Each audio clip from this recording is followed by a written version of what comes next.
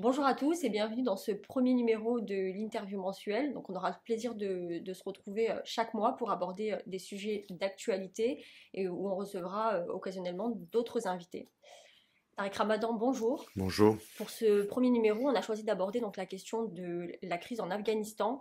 Ça a occupé pendant une bonne partie de l'été le champ médiatique comme politique.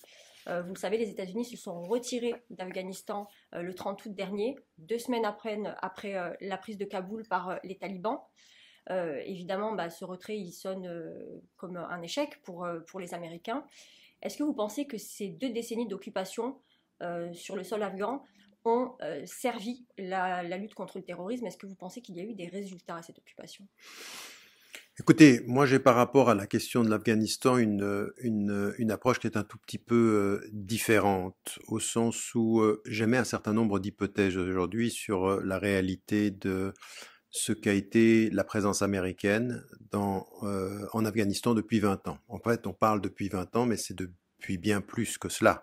Il faut remonter plus loin avec la présence russe à partir des années 80 et puis la présence américaine a précédé l'intervention américaine en 2001. Ce qui a été présenté en 2001 comme l'intervention américaine à la suite des attentats à New York et à Washington, en fait, a été un peu un prétexte. Pourquoi? Parce que on savait depuis avril 2001, c'est-à-dire 4 mois, 5 mois avant les attentats à New York ou aux États-Unis, que les Américains se préparaient à intervenir en Afghanistan. Et donc ça nous ramène à des années qui précèdent tout ceci, dont je pense nous allons peut-être reparler, et ça m'amène également à dire que le retrait américain présenté comme une défaite, et qui a été annoncé par Trump, qui a été discuté auparavant, et qui, de ce point de vue, n'a été que la réalisation d'une annonce des forces américaines, du pouvoir américain. Il faut se poser la question de savoir, cette présence, pendant 20 ans, est-ce qu'elle a rendu les Américains aussi ignorants du terrain, alors qu'ils savaient qu'ils ne tenaient que Kaboul, qu'ils travaillaient avec Karzai avant l'élection du dernier président, et que Karzai fait partie rentrait dans leur stratégie, puisque l'on sait que tous les dirigeants américains étaient liés aux intérêts économiques et au pétrole de la région, que le président était aussi impliqué avec eux dans la même multinationale. Est-ce qu'ils n'avaient pas connaissance du terrain? Est-ce qu'ils ne savaient pas qu'ils ne tenaient que certaines capitales et les capitales centrales? Est-ce qu'ils pensaient qu'en se retirant, ça n'allait pas tomber? Je n'en suis pas aussi sûr. Et je pense aujourd'hui qu'il faut être très très très prudent. Ce qui est stratégiquement, à mon sens, présenté par les Américains comme une défaite, pourrait être simplement un pas en arrière pour que très vite nous voyions se dessiner 2 pas en avant. Donc vous y voyez quelque chose qu'on ne dirait pas derrière ce retrait? Je dis qu'il faut émettre l'hypothèse que les Américains se sont retirés et ont annoncé leur retrait d'Afghanistan, quoi qu'il en coûte, pour reprendre une formule à la mode, et donc parce que ils ont un intérêt stratégique plus important, à mon sens, dans ce qui est en train de se passer aujourd'hui avec la reprise d'Afghanistan par les talibans, qui pourrait nous apparaître dans les prochaines semaines. Alors, ce que je veux dire, c'est que 2 choses. La première, c'est que personne, jamais, n'a vraiment vaincu les Afghans, toute colonisation confondue. Et ça, c'est une réalité historique. Ils ont été toujours maîtres dans leur pays, d'une certaine façon, ne se sont jamais véritablement laissés coloniser. Ça, c'est une réalité. Et donc, on ne peut pas ne pas reconnaître qu'ils ont été, de ce point de vue, extrêmement courageux et que ils ont résisté. Eux, comme avant eux les talibans, ceux qui étaient de toutes les associations musulmanes qui ont résisté à la présence russe et puis qui ont résisté ensuite à la présence américaine, qui ont parfois d'ailleurs été utilisés par les Américains contre les Russes, puis ensuite par les Américains même avec le soutien saoudien. Donc ça, c'est une réalité historique, il faut pas la nier. Mais maintenant, on sait que l'Afghanistan, c'est pas uniquement l'Afghanistan. L'Afghanistan, c'est une région centrale et essentielle pour au moins 3 raisons. La première raison, c'est des questions économiques, c'est des questions d'accès au pétrole, des pipelines qui remontent jusqu'à la Russie. C'est un certain nombre de minerais de première importance, dont le lithium, dont on parle peu, mais qui est essentiel à tout ce que l'on a aujourd'hui dans tout ce qui concerne nos téléphones portables et tout ceci, c'est particulièrement important. Et puis la drogue. Et puis la drogue, parce que ce que l'on ne sait pas, c'est que si tout le monde condamne l'exploitation de la drogue, il faut savoir que la drogue sert à financer même les services de renseignement américains, c'est-à-dire qu'il y a dans l'argent que l'on gagne de la drogue la possibilité de financer les services de renseignement qui travaillent sur le terrain. Tout ceci est documenté et su. Donc on a un problème économique. Une importance économique. On a une importance stratégique, c'est que l'Afghanistan, c'est à côté de l'Iran, c'est à côté de la Chine, c'est à côté de la Russie, c'est à côté de tout ce qui est aujourd'hui essentiel à toute la stratégie chinoise, par exemple, de cette nouvelle route de la soie. Et donc, si on ne comprend pas l'importance géostratégique de l'Afghanistan, on n'a pas compris. C'est important pour une troisième raison. Le motif qui ressort partout aujourd'hui de l'extrémiste musulman, cette image que l'on a, la longue barbe, le turban, elle vient d'où? Elle est très afghane, elle est afghane. Et donc, ce symbole-là, il a été tenu et entretenu. Et tout à coup, aujourd'hui, on s'aperçoit que on nous présenterait une défaite américaine dans la région, et puis ce serait tout. Ce serait finalement 20 ans pour rien. Eh ben, je ne crois pas. Je crois que ça a été 20 ans d'exploitation et ça continuera à l'être. Et je pense que ce pas en arrière par rapport à l'Afghanistan pourrait être la reconstitution d'un nouveau récit, du nouveau danger sécuritaire. Parce qu'en fait, ce qu'il faut se poser, c'est ça, ma thèse, et l'hypothèse que je pose, car encore une fois, je n'ai pas terminé de réfléchir, parce que je pense que personne n'a terminé de réfléchir sur la question. Faut analyser toutes les avenues de cette analyse-là. On se rendra compte qu'au Moyen-Orient, comme en Afrique, comme maintenant en Afghanistan, par quels moyens les Américains répondent au danger de la présence économique chinoise? Par l'exploitation de la sécurité et la déstabilisation. Ce qu'on a vu en Tunisie, en Égypte, dans tout ce qu'on a appelé les soi-disant printemps arabes. La déstabilisation a permis par la sécurité aux Américains de retrouver une place essentielle. Regardez en Égypte, ils sont au premier rang de la relation avec le gouvernement de Sisi aujourd'hui.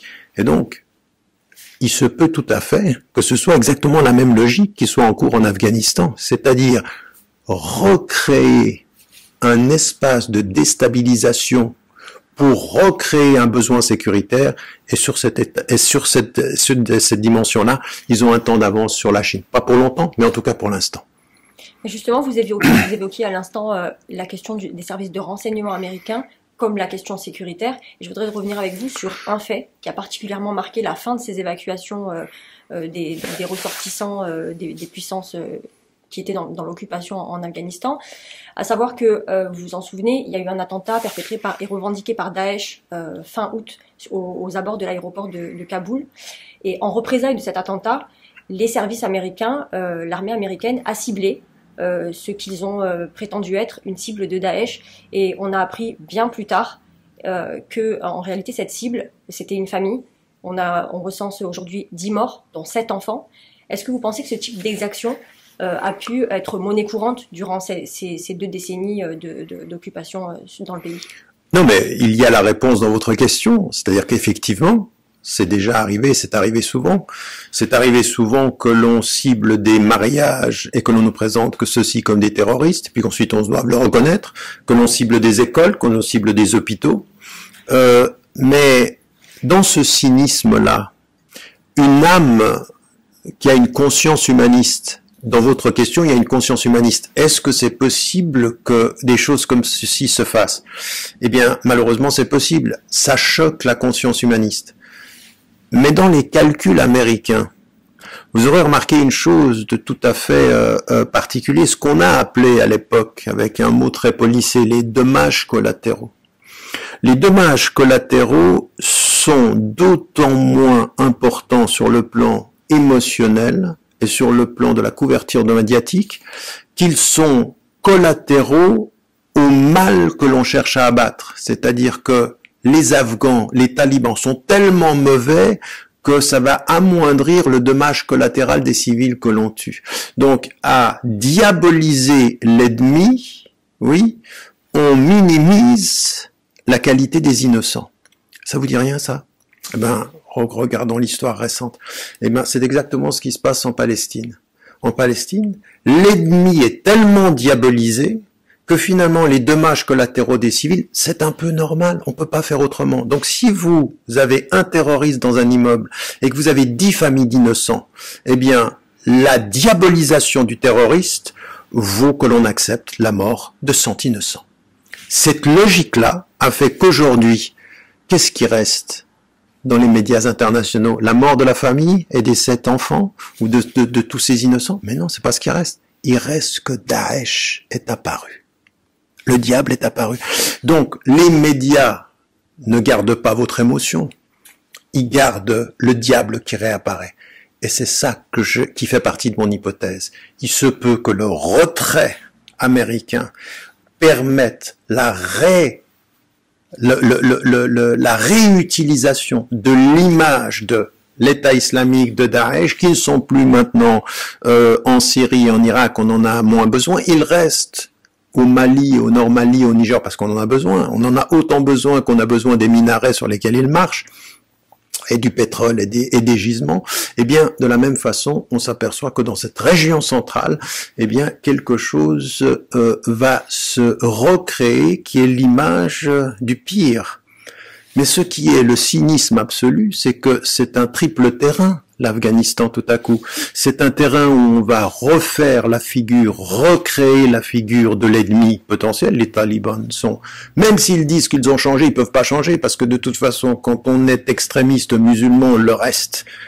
Quand on fut extrémiste trotskiste, on peut devenir civilisé, mais quand on est un extrémiste musulman, on reste extrémiste, même si on perdra la qualité d'être musulman. Donc ceci, c'est une réalité que l'on a par rapport à l'islam. Le deuxième élément qui apparaît dans cette région-là, ça va être la question, à partir de l'Afghanistan, comment expliquez-vous, vous qui êtes journaliste, dans le concert des journalistes, pourquoi tout à coup en Afghanistan, le président français prend la parole, le président américain prend la parole, le premier ministre britannique prend la parole. Mais pourquoi ils prennent la parole sur la question d'Afghanistan? L'Afghanistan, c'est un des pays, des 10 pays les moins chers, les moins riches du monde. C'est parmi les plus pauvres. Tout à coup, il se passe quelque chose.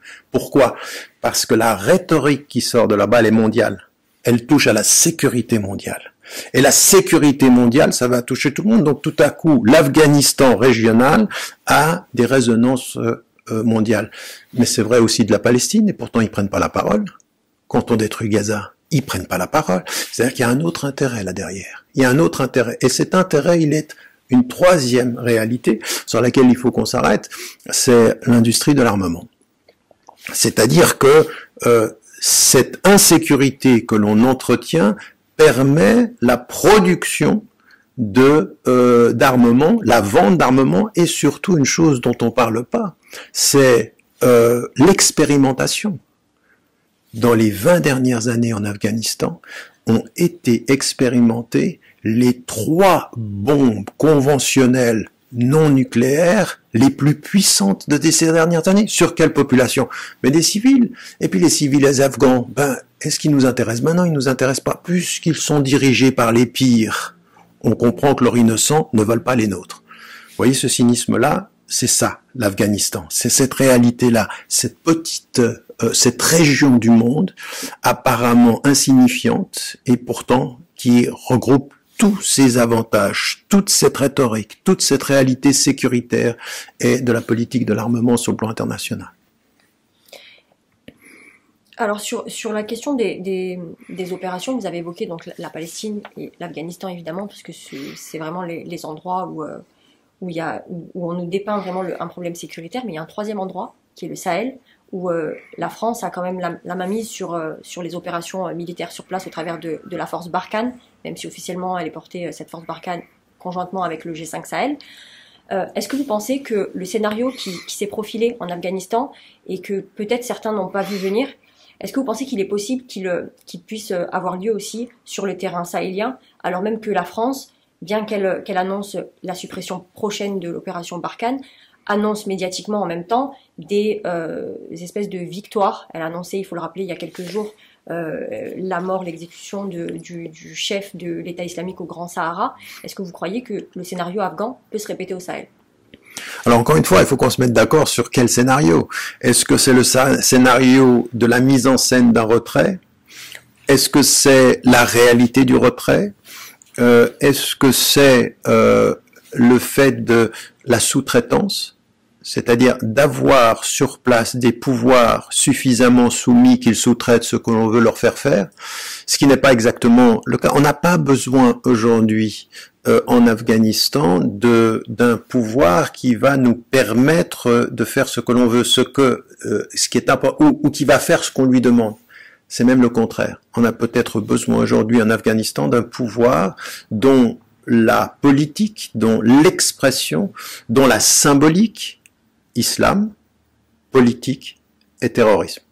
Tout ce qu'on connaît, toute la rhétorique qui vient, qui est utilisée partout, c'est-à-dire les Chinois le disent, Darmanin le dit, Macron le dit, Boris Johnson le dit, Trump le disait, Biden ne le dit pas mais le pense, il a une politique qui est exactement de la même nature, et donc on a de ce point de vue-là en Afghanistan une situation qui est tout à fait singulière, qu'il faut étudier pour ce qu'elle est. Il faut faire attention à ne pas se précipiter. Quand les Américains disent ou laissent entendre qu'ils ont perdu, il se pourrait qu'ils gèrent la bataille, la perte d'une bataille, pour penser à la victoire de la guerre. C'est autre chose. Maintenant, par rapport à ce qui se passe au Mali et au Niger, la situation est un tout petit peu différente. Parce que non seulement il y a effectivement des intérêts économiques. C'est-à-dire, il a fallu un comique français, Ferrari, pour faire dire au Premier ministre de l'époque, Valls, qu'en fait, effectivement, ils avaient des intérêts économiques dans la région. Et donc, il créait la guerre. Et puis, il a fallu un chanteur qui soit un chanteur malien pour dire, mais les Français sont très impliqués dans ce qui est la gestion du terrorisme dans la situation malienne. Et puis il s'est fait un tout petit peu écarter parce que il se peut que les chanteurs ont une parole qui soit pas suffisamment politique ou qui soit apparemment si peu policée par la politique qu'elle disent des vérités qu'on n'a pas envie d'entendre. Eh bien, au Mali aujourd'hui, ce qui est la réalité, c'est des intérêts au Nord Mali, au Niger et jusqu'en Mauritanie qui sont extrêmement importants. On sait la présence de Total, multinationale française, on sait effectivement le jeu qu'il y a jusqu'au sud de l'Algérie et jusqu'en Libye. Toute cette partie-là, ça a été déstabilisée. Est-ce que la France aujourd'hui peut quitter ? Elle peut faire mine de dire qu'elle veut quitter, voire même appeler les autres pays européens, et elle dit, les autres pays européens ne veulent pas venir. On a demandé à l'Allemagne, ils ne veulent pas, on a demandé à d'autres pays européens, ils ne veulent pas, donc on se retrouve, nous, à devoir faire le sale travail. Le sale travail en apparence, et puis essayer de tirer parti de tout le gain économique de la région, parce que le gain économique de la région, l'Afrique est essentielle pour la France, mais simplement maintenant il y a de nouveaux acteurs. Il y a depuis longtemps les Américains, et il y a une présence extraordinairement puissante des Chinois, qui sont présents, et qui sont présents de façon déterminante sur le continent africain. Sans compter un nouvel acteur, qui vient de façon plus discrète, mais qui commence à avoir une place importante en Afrique, et qui est la présence turque. La présence turque aujourd'hui, et c'est assez amusant d'ailleurs, la diabolisation de la Turquie est inversement proportionnelle à sa présence en Afrique. C'est-à-dire, plus elle est présente en Afrique, plus ça devient le diable. C'est-à-dire, plus elle joue un jeu international, régional et international, plus on se dit, oulala, qu'est-ce qu'ils veulent? Et puis, il faut savoir que la Turquie, quand elle a vu les portes de l'Europe se fermer, elle est allée frapper à la porte de la Chine, elle est allée frapper à la porte de la Russie, elle est allée frapper à l'Est. C'est-à-dire, elle s'est déplacée pour pouvoir retrouver un autre centre de gravité. C'est vrai avec la Malaisie, c'est vrai avec la Chine, c'est vrai avec la Russie. Et tout à coup, de ce point de vue-là, effectivement, en Occident, on commence à avoir peur. On se dit, il y a de nouvelles alliances qui sont en train de se créer, des alliances économiques. Donc, aujourd'hui, la France, par rapport à sa situation, elle sent que en L'Afrique, elle n'a plus les mêmes privilèges qu'hier, mais elle sait aussi qu'elle en a encore. Elle en a encore. Toute personne qui n'a pas compris ce qui s'est passé pendant les dernières années avec la déstabilisation puis la reprise en main de la Tunisie n'a pas compris le rôle de la France. Parce que derrière ce président, il y a la France. Derrière ce président qui a arrêté toutes les institutions, il y a la France. Et donc un certain nombre d'acteurs l'ont bien compris dans tout ce qui concerne le Maghreb. Donc, à partir de ce moment-là, est-ce que c'est uniquement des questions politiques? Non, ce sont des questions. Les questions politiques africaines ne sont mues d'abord que par des intérêts géostratégiques et économiques. Et donc, c'est l'accès aux minerais, c'est l'accès à tout ce qui va pouvoir permettre à la France de tirer parti du sous-sol africain. Donc, je ne vois pas que la France puisse se permettre ou ait la possibilité aujourd'hui d'annoncer, si ce n'est un effet d'annonce, mais de faire réellement, ou de se retirer de l'Afrique de cette façon-là. Elle pourrait le faire simplement en disant, en tout cas, c'est ce qu'elle fait depuis longtemps, hein, c'est la fameuse les intentions françaises de mettre un terme à la France-Afrique, et on a peut-être mis un terme à la France-Afrique d'un point de vue politique, jamais la France-Afrique n'a été aussi effective sur le plan économique. La fin du terrorisme en Afrique par les opérations extérieures, vous y croyez? Non, parce que moi j'ai un vrai problème avec vous savez, par rapport à la question du terrorisme, il faut une position de principe. Il faut une position de principe, et c'est sa condamnation. C'est-à-dire que tous ces groupements, tous ces groupuscules qui agissent, soi-disant, au nom de l'islam, et qui tuent des innocents, ou qui font, par exemple, avec Boko Haram, ou par exemple avec Daesh, ou avec Al-Qaïda, et tous ces mouvements-là, qui se présentent comme étant mus par une interprétation de l'islam, il faut les condamner. Donc ça, c'est une position de principe. Maintenant, il y a une autre position de principe qu'il faut avoir. Tout État démocratique ou se présentant comme tel, qui ferait usage ou instrumentaliserait à des fins économiques ou géostratégiques ces mouvements-là, il faut le condamner de la même façon. Ces mouvements sont à condamner et leur utilisation ou leur instrumentalisation à condamner également. Et donc à partir d'un certain moment, on se pose des questions sur leur apparition, sur un certain nombre d'exactions que ces groupements peuvent avoir, sur des choses qu'on savait. Je veux dire, encore une fois, on peut avoir la mémoire courte, mais il s'est trouvé que Colin Powell savait avant El Jazeera qu'El Jazeera allait recevoir une vidéo d'un groupement terroriste qui devait lui l'envoyer. On se commence à se poser des questions. Il se trouve qu'on a quand même fait des études et on s'est rendu compte qu'un certain nombre de personnes de l'État islamique avaient été en relation avec des services de renseignement américains. On sait aussi qu'un certain nombre de ces jeunes qui partent dans le terrorisme ont été en contact avec des services de renseignement britanniques, des services de renseignement français, des services de renseignement américains. Ça se condamne. Ça se condamne.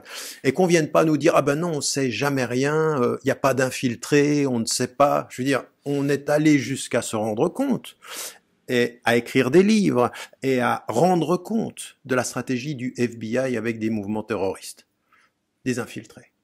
Et on leur dit, mais comment est-ce que vous mettez en prison quelqu'un qui a encore rien fait, sur le seul fait que quelqu'un de vos services l'a poussé, et puis qu'il réagissait, et qu'il disait que il n'a encore rien fait. Et c'est vous qui l'avez poussé. Ah ben nous, on le pousse pour savoir s'il peut faire. Mais même s'il a rien fait, il peut faire. Et comme il peut faire, il finit en prison. Non mais attendez, quand vous allez chercher des personnes qui sont dans une situation sociale, il est totalement perdu socialement, et que vous le poussez, et qu'ensuite vous le mettez en prison sans qu'il ait rien fait, par le seul fait qu'il ait répondu à ce que vous avez insinué, je veux dire, on est dans le degré du cynisme absolu. Alors quand vous dites ça en France, les gens sourient et disent ben, c'est vrai, c'est grave. Ben, la France fait la même chose. La France fait la même chose. Elle a aussi des gens qui poussent. Et donc, de ce point de vue-là, la position de principe, condamner le terrorisme, condamner son emploi, son instrumentalisation, et maintenant de se poser la question, est-ce qu'on va s'arrêter? Est-ce que ça va s'arrêter? Eh bien, le cynisme aujourd'hui, il est celui-ci. C'est que la condamnation du terrorisme, elle doit être une réalité, mais malheureusement, il se trouve que l'existence et le fait de perpétuer la menace terroriste est économiquement plus lucrative que le fait d'y mettre un terme. C'est aussi grave que ça, mais c'est ce qui se passe.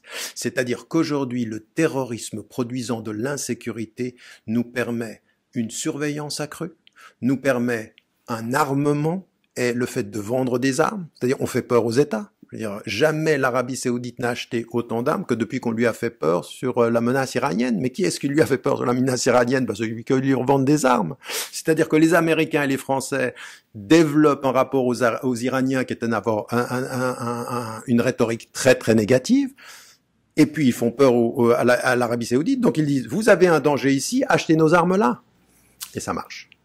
C'est-à-dire qu'aujourd'hui, on vend des armes à ceux à qui on fait peur. Et donc l'entretien de cette menace-là est d'autant plus grave aujourd'hui qu'elle a un impact sur nous tous. Et c'est ça que moi j'aimerais faire entendre à tout le monde. C'est-à-dire que en fait, la menace terroriste, il faut condamner le terrorisme, il faut lutter contre la menace terroriste, certes.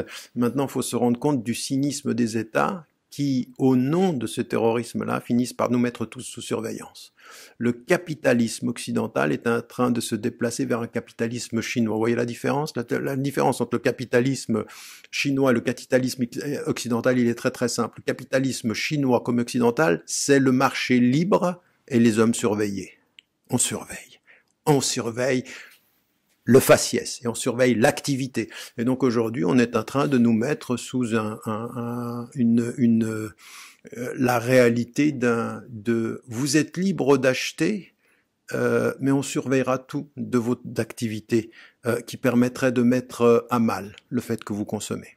Alors, ces opérations extérieures, justement, elles ont été beaucoup critiquées, qu'il s'agisse de la France comme des États-Unis ou même d'autres pays qui interviennent justement dans des opérations extérieures, qu'elles soient en Afghanistan ou au Sahel. Elles sont critiquées par les oppositions qui, lorsqu'elles voient que leurs armées respectives essuient des pertes humaines, ne trouvent pas justifié le fait de maintenir des troupes au péril de la vie de leurs ressortissants. Localement aussi, on a vu au Mali un certain nombre de manifestations anti-françaises. Le peuple malien s'était mobilisé à l'hiver dernier, par exemple, en demandant justement le départ de la France et de l'opération Barkhane, la fin de ces opérations. Est-ce que vous voyez les grandes puissances pouvoir tenir tête à ces mouvements contestataires en fonction des intérêts justement qu'elles ont sur place, ou est-ce que vous pensez que la pression peut être suffisamment forte pour que ces opérations cessent? Ben ça, c'est une bonne question. C'est ce qu'on devrait espérer. On devrait espérer que les mouvements populaires aient raison des raisons d'État. Malheureusement, ça se passe pas comme ça, parce que les pouvoirs occidentaux, encore une fois, ce que je vous dis, c'est vraiment pas nouveau. Et on le sait même. Je veux dire, quand vous voyez des gens qui viennent nous faire la leçon, je veux dire, dans les années des années 80 jusqu'aux années 2000, si vous allez voir Brzezinski, Kissinger, ne parlez que par exemple de ceux qui avaient ce beau discours Albright et Clinton, qui nous ont vraiment, qui étaient des ministres des Affaires étrangères, qui viennent nous faire la leçon. On s'aperçoit en fait que souvent, ceux qui font la leçon de la démocratie devant les télévisions occidentales sous-traitent la pire des répressions par l'intermédiaire des États. Et donc aujourd'hui, quand vous dites, il y a des mouvements de populaires qui ont pu s'exprimer en Afrique, mais comparativement à ce que ça aurait pu être, ça a été véritablement infime, c'est-à-dire on les réprime. On sous-traite le fait de ne pas laisser la liberté aux peuples africains, aux peuples asiatiques de s'exprimer. C'est-à-dire, mais c'est pas nous, on n'a rien décidé. Simplement, le problème, c'est que oui, vous voyez en Égypte, je veux dire, en Égypte, on a réprimé un peuple, mais finalement, mais c'est pas nous. Au pire, c'est Sisi. Après, on ne nous dit pas que Sisi a la Légion d'honneur en France. On ne dit pas qu'il est devenu le premier acheteur des armes français. On ne dit pas, on ne dit rien. C'est-à-dire, on lui vend des armes. Il a acheté des Rafales. Je veux dire, il a même été acheté des armes dans un accord qui s'était arrêté avec la Russie, et donc la France était en perte, et c'est finalement, comme par hasard, l'Égypte achète les armes que les Russes ne peuvent pas acheter après ce qu'ils ont fait en Crimée, etc. Donc à partir d'un certain moment, les mouvements populaires qu'on peut espérer voir se soulever aujourd'hui, il y a une sous-traitance de la répression. Et donc, mais encore une fois, c'est pas nouveau. On nous a laissé entendre avec les printemps arabes que quelque chose de nouveau. Et ben, regardez tout ce qui s'est passé. Il n'y a pas un pays, pas un, à l'heure où je vous parle, pas un des pays qui nous ont été présentés comme celui-ci qui allait être libéré par ce mouvement populaire, qui a pu en être sorti. Parce que même les moyens de la mobilisation populaire se trouvent en Occident. C'est-à-dire, quand vous savez aujourd'hui que Facebook bloque un certain nombre de comptes, rendez-vous compte, Google et puis Android ont bloqué la possibilité d'une application pour l'opposant russe. Il avait une application pour mobiliser les gens contre Poutine, ils l'ont bloqué. Mais vous jouez quel jeu finalement? Vous jouez quel jeu? Vous êtes en train de nous dire que vous êtes avec les Américains pour la liberté, puis finalement vous êtes avec Poutine contre la liberté.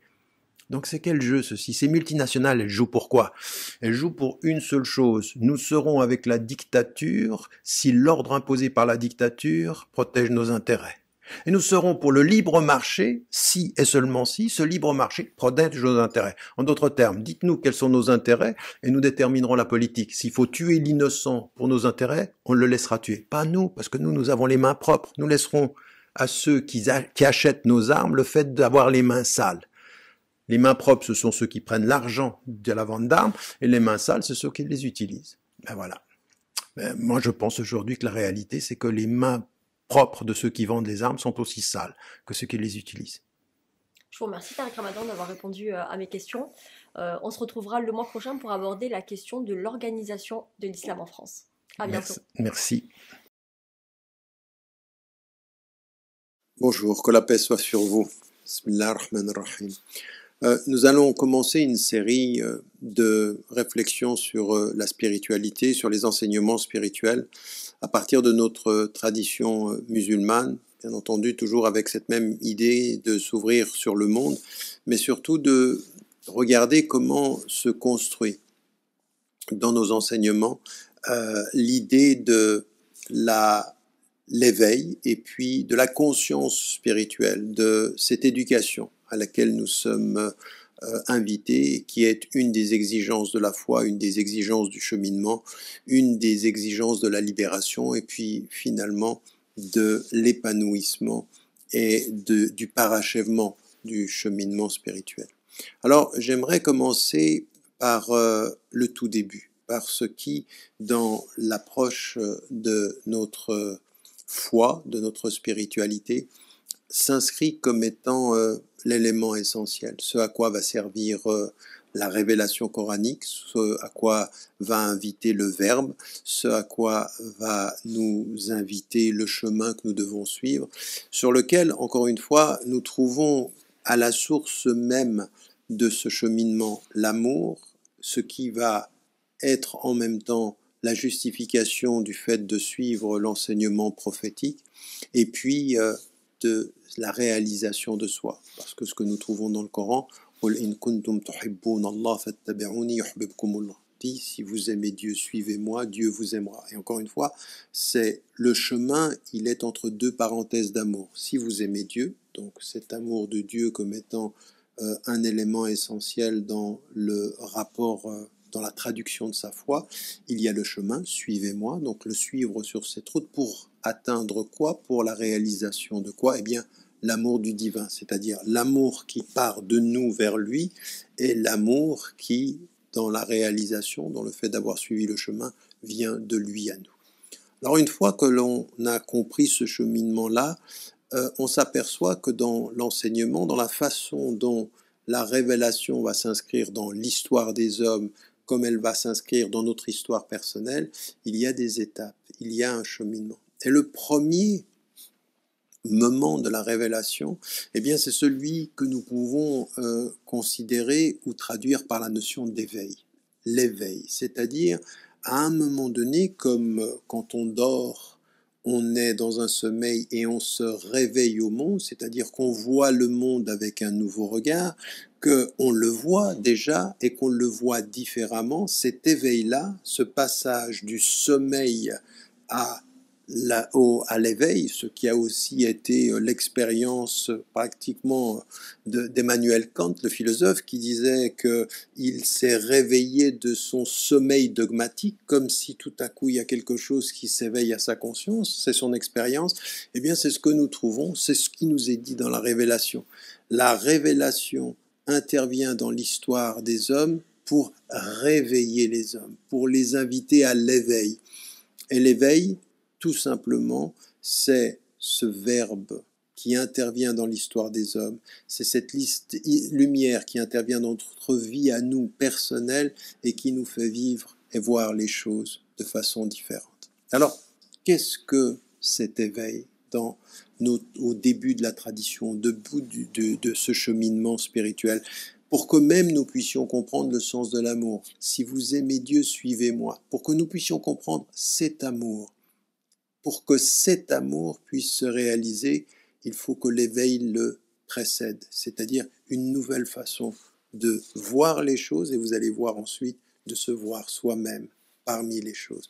Eh bien, ce qui nous est dit immédiatement, c'est que cet éveil-là, il va être lié à différentes facultés. D'abord, très simplement, de façon pratiquement immédiate, c'est l'éveil des sens, c'est l'éveil des yeux. C'est-à-dire que nos yeux, avec le nouvel éclairage, sortant du sommeil, vont voir le monde, vont observer le monde de façon différente. Comme si ces yeux voyaient le monde à travers le prisme d'une nouvelle lumière. Et ça, c'est ce moment de la révélation. Et puis avec les yeux vont inviter le cœur comme le cœur invite les yeux. Et vous le savez, les yeux sont le chemin par lequel on atteindra le cœur. Et le cœur, c'est l'expression par laquelle on changera notre façon de regarder le monde. Parce qu'en fait, on peut regarder avec les mêmes yeux, mais si le cœur a une disposition différente, on ne voit pas la même chose. Quand on regarde avec les yeux ce que l'on aime, on voit autre chose quand on regarde avec les yeux ce pourquoi on n'a pas d'émotion, pas d'affection, pas d'amour, voire peut-être même une haine ou un rejet. Eh bien, c'est cette réalité de cette éducation du cœur qui va être aussi un des éléments de l'éveil. Et avec l'éveil, avec les yeux, c'est-à-dire les yeux et puis le cœur, il y a ce qui va déterminer l'ensemble de cette volonté de cheminer dans la lumière du divin et de cheminer à travers les éléments, eh bien c'est la conscience. Donc vous voyez, tout ce qui est lié à l'éveil est lié à toutes ces dimensions-là. Ce que nous trouvons dans, par exemple, tous les textes sacrés que nous trouvons dans la révélation coranique, c'est immédiatement ce qui va, de ce point de vue, permettre cet éveil-là. Alors souvenez-vous, le prophète, paix et bénédiction de Dieu soit sur lui, à un moment donné vit dans sa société. Et il a un sentiment d'insatisfaction. Oui, il sentait dans cette vie, parmi cette façon d'adorer les idoles, que quelque chose manquait, que le sens n'y était pas. Et qu'est-ce qu'il fait? Ce qu'il fait, c'est qu'il va s'exiler. Il va partir dans une grotte et il va être en quête. Il va vouloir chercher à trouver une solution, à trouver une réponse à sa question, à trouver réponse à son insatisfaction. Il est donc en quête. Et à un moment donné, la révélation lui vient. La révélation lui vient et à ce moment-là, la révélation qui est un verbe qui porte du sens et qui lui dit «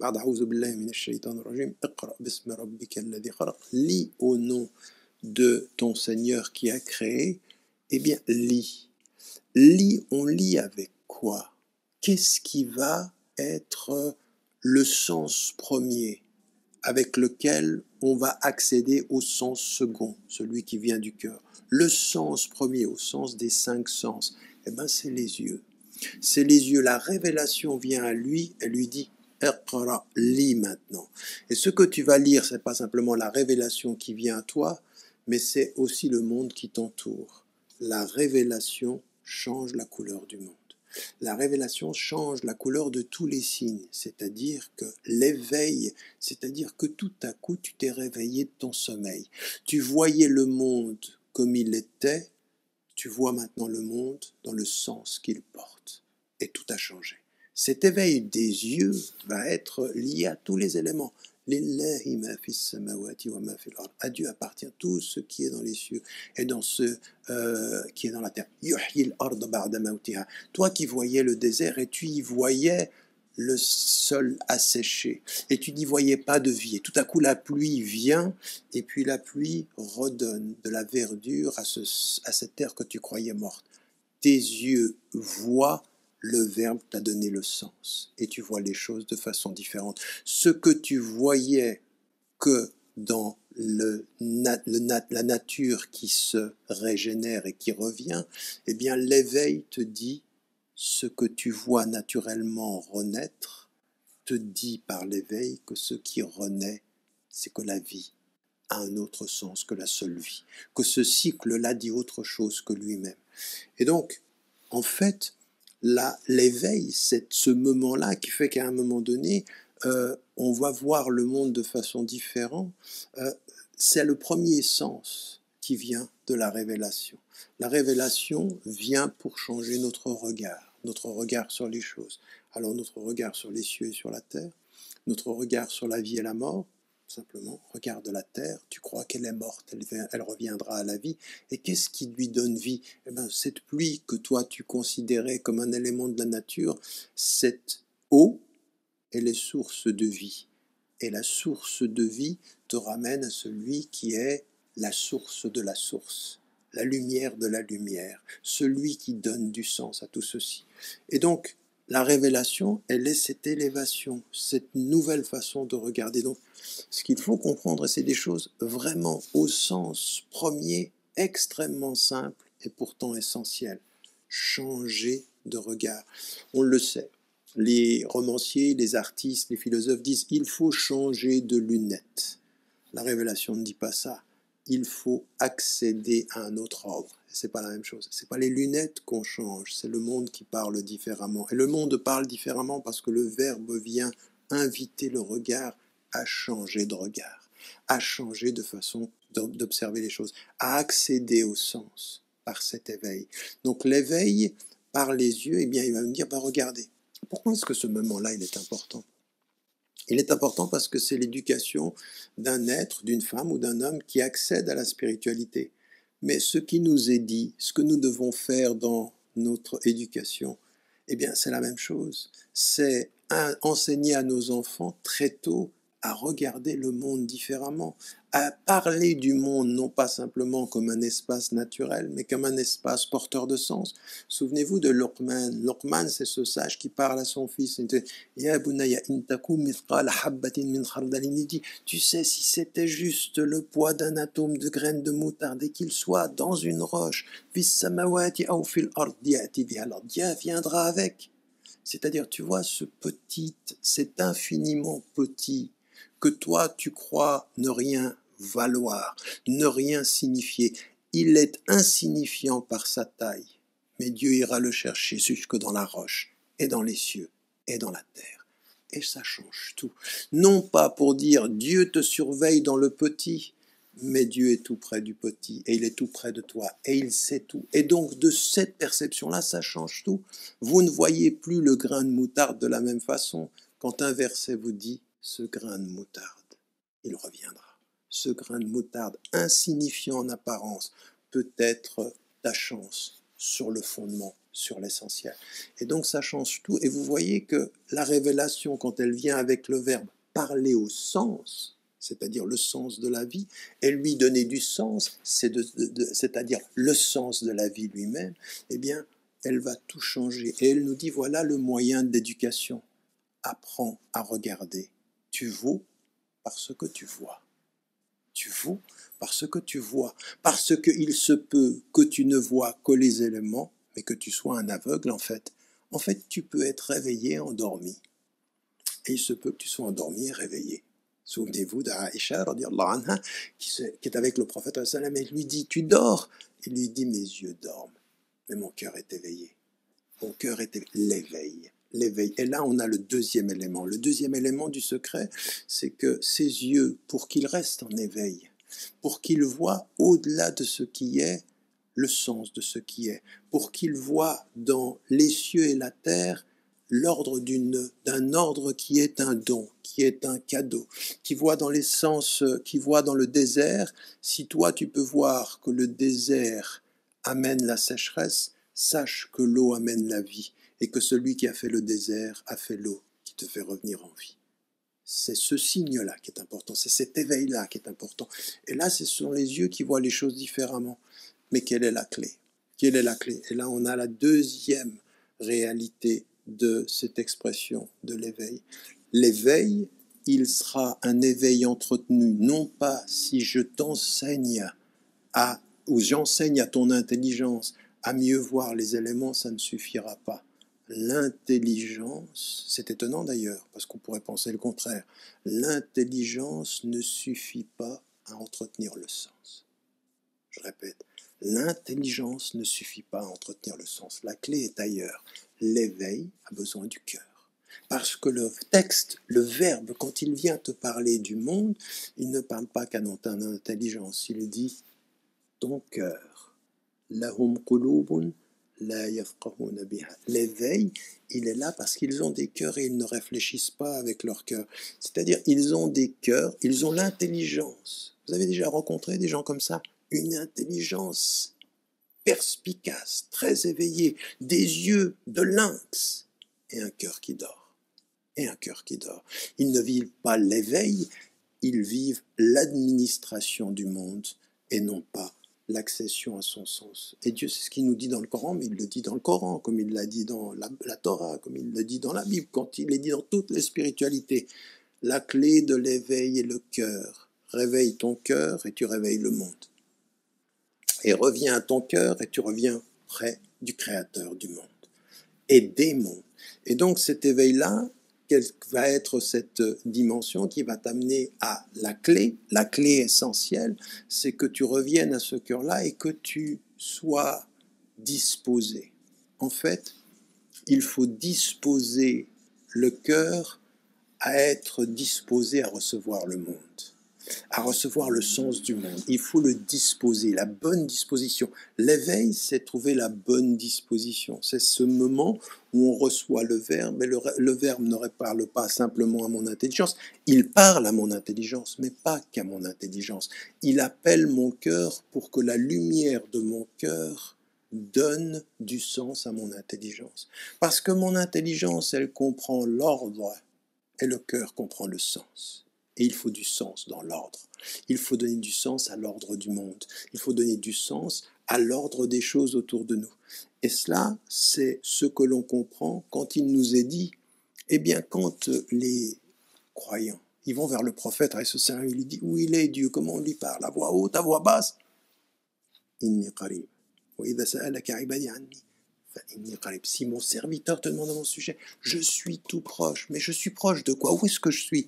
Plus près que ta veine jugulaire, je suis encore plus proche que ça. Je suis entre toi et ton cœur. Je suis entre toi et ton cœur. Et si tu réveilles ton cœur avec la force de mon verbe, alors tu verras le monde avec une autre lumière, avec une autre couleur.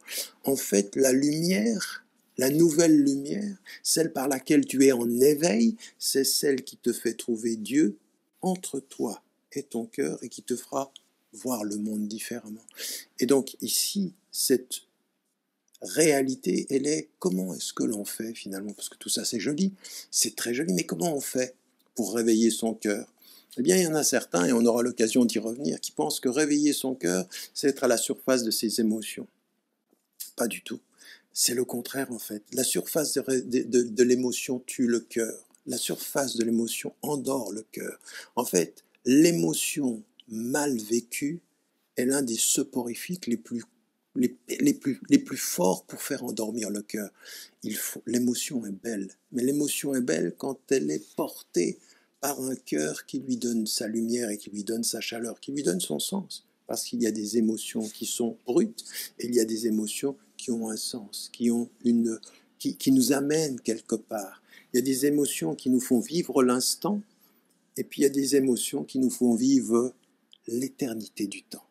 Il faut passer par l'éveil à cette éternité du temps, dépasser l'émotion de l'instant pour que nous puissions accéder à quelque chose qui la dépasse. Alors, comment on fait? Comment on fait pour maintenir cet éveil du cœur? Eh bien, étonnamment, et encore une fois, l'éveil, c'est la chose que l'on ne décide pas, mais que si l'on veut maintenir avec soi, elle demande énormément de travail. Elle est très exigeante. Donc l'éveil, parce que c'est comme la foi. Si Dieu veut, on croit, et si Dieu ne veut pas, on ne croit pas. On ne décide pas. La foi ne se décide pas, mais entretenir la foi, entretenir la flamme, entretenir l'éveil, ça, on le peut. Ça, c'est notre responsabilité. C'est notre responsabilité. Et donc, autant on n'est pas toujours responsable de voir mieux, autant on est toujours responsable de voir mal, de voir plus mal, de ne plus voir, de s'éteindre à la vie, de ne plus maintenir. Et donc, ça veut dire qu'une fois que nous est venue cette nouvelle façon de voir, eh bien, ce qui va l'entretenir, c'est des choses qui sont extrêmement simples, c'est l'entretien de ce regard sur le monde, c'est-à-dire de ne pas simplement voir sa maman, son papa, ses enfants, la vie comme des choses qui sont acquises, mais comme des cadeaux. Vous voyez la différence? Tu es là parce que tu es là et c'est cadeau. C'est pas pareil. On ne voit pas les choses de la même façon. La lumière a changé. Tu es cadeau, ça ne veut pas dire la même chose que tu es là. Tu es un don, ça ne veut pas dire la même chose que je t'ai. Savoir que le cadeau est une offrande que l'on me fait est différent d'avoir un être qui est là et que j'ai et que ce serait mon droit de l'avoir. Toute la différence, elle est déjà dans cette façon différente, par les sens, par l'intelligence, et par quoi? Qu'est-ce qui a changé dans tout ceci? C'est la quatrième des dimensions. La première, c'est les sens, la deuxième, c'est le cœur, le troisième, c'est l'intelligence, et la quatrième, c'est la conscience. La conscience, je vois les choses, je suis conscient. Conscience, c'est-à-dire j'ai une science qui va avec, j'ai une science qui englobe, j'ai une conscience, une science de l'avec. Avec quoi? Avec lui et avec sa lumière. Une façon différente de voir les choses, qui s'appelle, chez les philosophes, Damir, qui s'appelle, dans la tradition spirituelle, et-taqwa, c'est-à-dire la conscience révérentielle. La conscience révérentielle, révérentielle, c'est-à-dire je sais que tu es, et c'est avec révérence que je salue ta présence et que je la célèbre. De ma façon de voir les choses, de ma façon de lire ce que tu me révèles, et puis ensuite, qu'est-ce qui va entretenir ma conscience? Qu'est-ce qui entretient la conscience d'un être humain? L'éducation. Et qu'est-ce qui entretient l'éducation? La discipline. Et qu'est-ce qui entretient la discipline? Le rituel. Le rituel, parce que nous sommes très vite amenés à oublier ce qui nous permet d'être conscients. Nous sommes des êtres de conscience très vite amenés à perdre notre conscience pour nous laisser aller au naturel de l'être humain sans conscience. Il y a en nous des choses, des réalités corporelles, physiques, psychologiques qui nous font perdre le sens de la conscience, qui nous font perdre l'éveil. Et pour maintenir l'éveil, eh bien, effectivement, c'est l'éducation. Apprendre à regarder, apprendre à observer, apprendre à regarder les êtres humains autour de nous, la nature autour de nous. C'est l'invitation première du texte révélé. Le texte révélé dit viens, lis, ça veut dire regarde, comprends, lis, ça veut dire regarde et comprends. C'est-à-dire regarde avec les yeux, comprends avec le cœur, tu auras l'intelligence du monde et la conscience de Dieu. Je répète, viens, lis avec les yeux, comprends avec le cœur, tu auras l'intelligence du monde et la conscience de Dieu. Les 4 éléments dont je viens de parler, c'est ça l'éveil. L'éveil, c'est ceci, c'est cette dimension-là qui va réunir ceci, qui va harmoniser ceci. Et donc, ce sera cette éducation permanente. Et ce qui va permettre l'éducation, c'est le rituel, raison pour laquelle on prie 5 fois par jour. raison pour laquelle on se réunit une fois par semaine, raison pour laquelle on se retrouve une fois par année à jeûner, pour maintenir la conscience éveillée, raison pour laquelle, une fois dans sa vie, on va au centre. Tout ce rituel est une forme établie pour que nous luttions contre nos oublis et que nous maintenions l'éveil et la conscience et l'intelligence et le cœur et l'essence. Voilà ce qui doit être le début du chemin. Vous voyez que le premier pas est facile, le second difficile. Et puis ensuite, c'est toute une question de prise en charge de soi. On ne décide pas toujours de s'éveiller, mais on décide de s'endormir. Voilà, n'oubliez pas de dire à ceux que vous aimez que vous les aimez. La vie est fragile.